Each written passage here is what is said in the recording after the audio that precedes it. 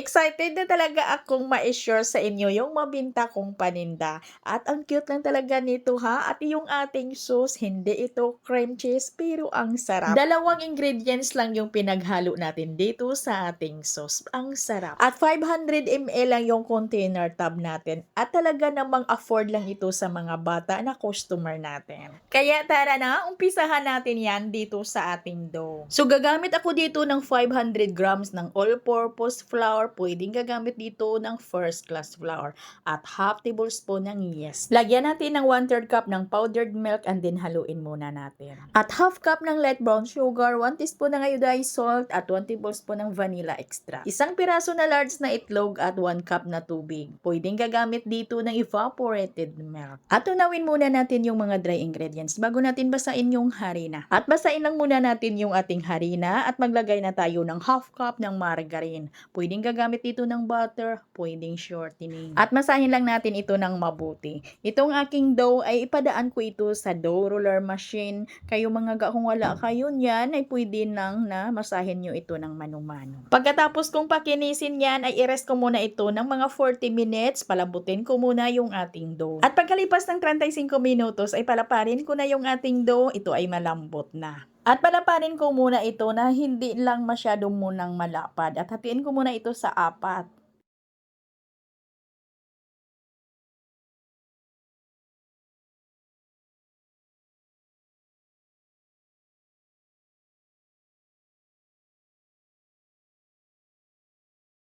At pagkatapos ay i-rest ko muna ito ng mga 20 minutes.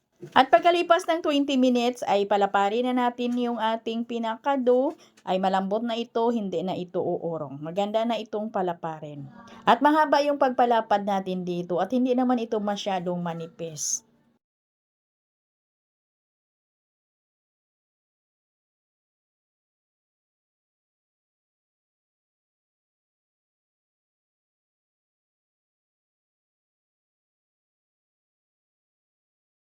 At para maganda yung pinagdugtungan natin ng ating dough ay ganituhin lang natin. At para ito'y dikit na dikit ay banyahan natin or basain natin ito ng tubig. Napakadali at napakasimple lang yung mga ilagay natin dito. First ay magpahid tayo dito ng margarine. Ikalat lang natin yan, spread lang natin yung margarine at pagkatapos ay maglagay tayo ng Milo powder. Sa isang mahaba ko nito ng ating dough ay makagamit ako ng 1/2 sachet ng ating Milo. Yung maliit lang na Milo powder. 4 na hati yung ating dough kaya makagamit ako dito ng 2 sachet ng Milo. At pagkatapos naglagay ako ng cinnamon powder.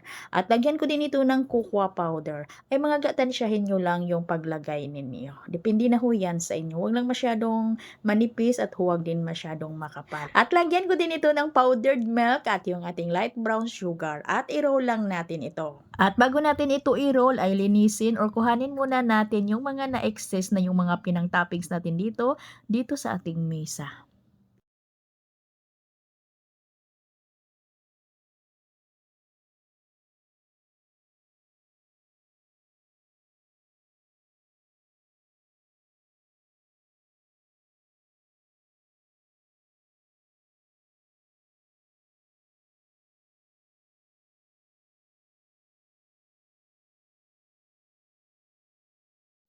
At i-roll lang natin ito ng maliit at putulin lang natin ito sa mga maliliit din. Nasa 8 to 10 grams lang yung putol natin dito. Ang cute lang talaga mga ga. Ang liit lang. At isalansan lang natin tuga at yung mga natira natin na dough ay ganun din yung gagawin natin hanggang sa matapos. At ayan, naisalansan na yan natin at paalsahin lang natin ito ng mga 1 oras lang. At pagalipas ng 1 oras mga ga, niluto ko na ito sa may 180 degrees Celsius yung init ng ating oven. Sa loob lang po ng 13 minutes kasi maliit lang naman ito. At ito gawa natin ito ng simple na masarap na ating pang sauce dito. At ito lang yung gagamitin natin mga ga. Para sa ating sauce, gagamit ako dito ng premium margarine, yung Bravo Buttercream. Half bar lang yung kailangan natin dito or yung 100 grams. At kailangan ito ay malambot na, naka room temperature na ito bago natin batihin. Batihin lang talaga natin yan hanggang sa maglight yung kanyang kulay. Maganda gamitin itong Bravo Buttercream kasi puting-puti yung kanyang outcome nito pag ito'y natapos na nating mabati. At ito na siya kalambot at kakinis. Pwede na natin itong lagyan ng 1 cup na condensed milk. Ito lang yung 2 ingredients yung gagamitin gagamitin natin para sa ating pang-sauce dito sa ating mga cinnamon. At batihin ulit natin ito ng mga 4 to 5 minutes. Ito na nga, ayan, napakakinis, napakaganda at ang bango at talaga namang masarap. At dito na, mag-layer na tayo ng ating mayonnaise cinnamon. At dahil ang cute lang naman nito, ay gagamit ako ng 500 ml ng ating transparent container tub at maglagay ako dito ng 10 peraso lang. Una, maglagay muna ako ng 5 peraso ng ating cinnamon. And then, lagay na natin yung ating sauce. Yung ating sauce mga gaay, yung ginawa ko, nilagay ko lang sa mga plastic piping bag natin. At lagyan ko ito ng powdered milk at yung ating cheese. At magpatong tayo dito ng another 5 pieces ng ating cinnamon. Bali sa isang tub natin ay 10 pieces yung laman.